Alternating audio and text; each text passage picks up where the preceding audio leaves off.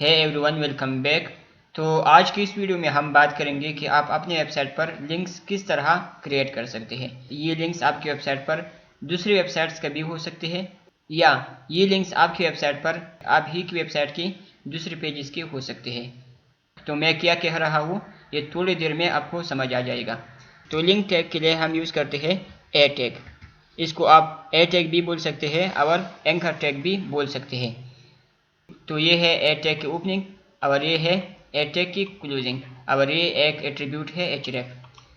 ये href attribute बहुत ज़रूरी है। बिना href एट्रीब्यूट के हम लिंक्स क्रिएट नहीं कर सकते। अब इस href एट्रीब्यूट की वैल्यू क्या होगी?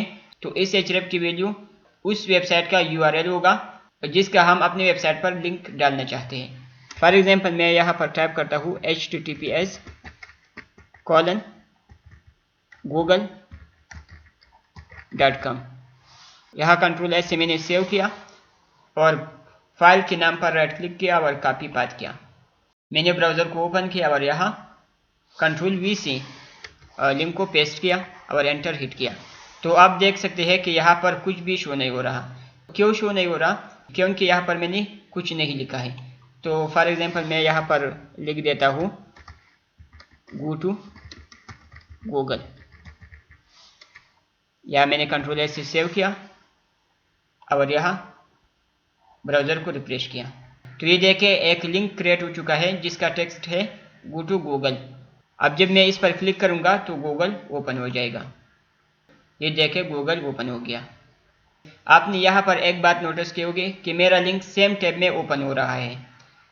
अगर आप चाहते हैं कि लिंक सेम टैब में ओपन न हो बल्कि अलग टैब में ओपन हो तो उसके लिए भी आप इस एंकर टैग में एक एट्रीब्यूट यूज़ कर सकते हैं टारगेट, और इसकी वैल्यू आप सेट कर सकते हैं _blank।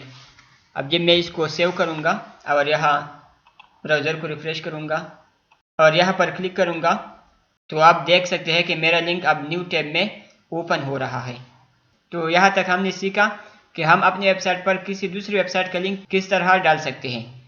अब बात करते हैं कि हम अपनी वेबसाइट पर अपनी ही वेबसाइट की किसी दूसरे पेज का लिंक तरह डालेंगे। तो मैं क्या करता हूँ कि यहाँ पर एक और फाइल क्रिएट कर लेता हूँ about.html के नाम से। आप नाम कुछ भी रख सकते हैं। about.html फाइल मैंने क्रिएट कर ली यहाँ पर, और यहाँ पर मैं बेसिक कोड जनरेट करता हूँ। सबसे पहले इस टाइटल को चेंज कर देता हूँ और यहाँ पर इस टाइटल को चेंज कर देता हूँ फॉर एग्जांपल अबाउट अस। और यहाँ इस बारे में मैं h1 टैग को ले लेता हूँ और यहाँ पर भी टाइप कर देता हूँ अबाउट अस। इसके बाद एक पैराग्राफ टैग ले लेता हूँ और इसमें कुछ टेक्स्ट जनरेट करता हूँ। तो मैंने क्या किया कि उस फोल्डर में जिसमें मेरे पास index.html है उसमें एक फाइल बना ली about.html और उसमें सबसे पहले बॉयलरप्लेट कोड जनरेट किया। फिर उसके अंदर मैंने एक हेडिंग डाल दी और उसमें टेक्स्ट लिखा अबाउट अस, और इस पेज के अंदर फिर एक पैराग्राफ डाल दिया। अब मैं इसको सेव करता हूँ और वापस आता हूँ index.html फाइल में।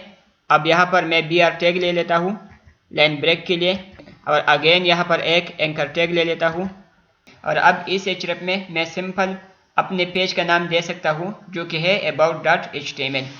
तो मैं यहाँ पर टाइप कर सकता हूँ about.html और यहाँ पर डिस्प्ले करवाने के लिए कुछ टेक्स्ट टाइप कर देता हूँ फॉर एग्जांपल अबाउट अस। यहाँ मैंने Ctrl+S से सेव किया और यहाँ ब्राउज़र को रिफ्रेश किया। तो ये देखें अबाउट अस पेज वाला लिंक आ रहा है। अब जब मैं इस पर क्लिक करूँगा तो मेरे about.html वाली फाइल ओपन हो जाएगी। ये देखें। अब यहाँ पर मैंने सिंपल about.html लिखा, लेकिन आप इसको इस तरह भी लिख सकते थे ./।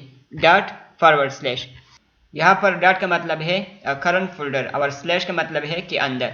तो इसका मतलब है कि मेरे करंट फोल्डर के अंदर एक फाइल है about.html। ठीक है, मैं आपको दिखाता हूँ। ये मेरा करंट फोल्डर है लिंक्स के नाम से, और इसमें दो फाइल्स है, एक है index.html और एक है about.html। अब एक बात और करते हैं। फॉर एग्जांपल मैं यहाँ पर फोल्डर बना लेता हूँ पेजेस नाम से, और मैं क्या करता हूँ कि इस about.html फाइल को इस पेजेस फोल्डर के अंदर डाल देता हूँ। तो मैंने क्या किया कि जो मेरा मेन फोल्डर था लिंक्स के नाम से, उसके अंदर मैंने एक फोल्डर बना लिया पेजेस नाम से, और उसके अंदर मैंने अपनी फाइल about.html को मूव किया। अब इस मेन फोल्डर में मेरे पास एक है index.html और एक फोल्डर है पेजेस के नाम से, और इस पेजेस फोल्डर के अंदर एक फाइल है मेरे पास about.html। अब जब मैं इस फाइल को सेव करूंगा और यहाँ ब्राउज़र को रिफ्रेश करूंगा और यहाँ पर अबाउट अस लिंक पर क्लिक करूंगा, तो ये देखें कि ये अब ओपन नहीं हो रहा। क्यों? क्योंकि अब करंट फोल्डर में मेरे पास about.html फाइल नहीं है। तो अब मुझे क्या करना होगा कि इस बात को चेंज करना होगा। तो इसके लिए मैं टाइप कर सकता हूँ कि मेरे करंट फोल्डर के अंदर एक फोल्डर है पेजेस नाम से, और पेजेस फोल्डर के अंदर मेरे फाइल है about.html। अब जब मैं इसको सेव करूंगा और यहाँ ब्राउज़र को रिफ्रेश करूंगा, तो अब ये बिल्कुल सही काम कर रहा है। अब फॉर एग्जांपल मुझे क्या करना है कि इस about.html फाइल में मुझे वापस लिंक डालना है index.html का। तो इसके लिए मैं क्या करता हूँ कि about.html फाइल को ओपन करता हूँ और यहाँ पर अगेन मैं एंकर टैग ले लेता हूँ। तो अब इस href की वैल्यू में मैं टाइप कर सकता हूँ $/ और फिर अपने फाइल का नाम जो कि है index.html। यहाँ पर पहले डॉट का मतलब है एक फोल्डर पीछे। जब मैं एक फोल्डर बैक आऊँगा तो उस फोल्डर के अंदर मेरे पास है index.html और उसका लिंक मैंने यहाँ पर डाल दिया। फॉर एग्जांपल मैं यहाँ पर टाइप करता हूँ या इंडेक्स, आप कुछ भी टाइप कर सकते हैं। यहाँ Ctrl+S से मैं सेव करता हूँ और यहाँ बैक जाता हूँ, रिफ्रेश करता हूँ। मैंने अबाउट अस पर क्लिक किया, अबाउट अस पेज पर आ गया। अब जब मैं इंडेक्स पर क्लिक करूँगा तो index.html पेज पर रिडायरेक्ट हो जाऊँगा। ये देखें।